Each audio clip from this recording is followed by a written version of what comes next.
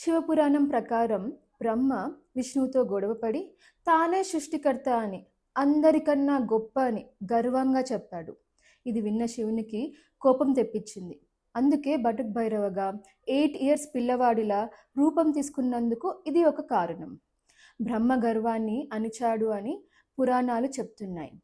ఈ చిన్న రూపం ద్వారా దివ్యశక్తికి వయసు లేదా గొప్పతనం అవసరం లేదని, వినయమే నిజమైన బలం అని చూపించాడు. ఈ రూపం భయాలు, శత్రుబాధలు, ఆటంకాలను తొలగించి త్వరగా రిజల్ట్ ఇస్తుంది. నేను ఎప్పుడూ మంత్ర జపం చేయండి అని చెప్తూ ఉంటాను, కానీ బటుకు భైరవ చాలా స్ట్రాంగ్ అండ్ పవర్ఫుల్. మనం అర్హులమైతేనే, ఎవరైనా గురువు ఉపదేశంతోనే మంత్రాన్ని జపించాలి.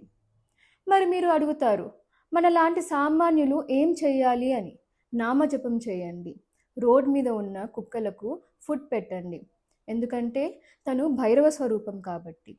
మీకు కుదిరితే ఫాస్టింగ్ చేయండి. ఫాస్టింగ్ చేయడం ద్వారా మన శరీరం లైట్గా ఉంటుంది.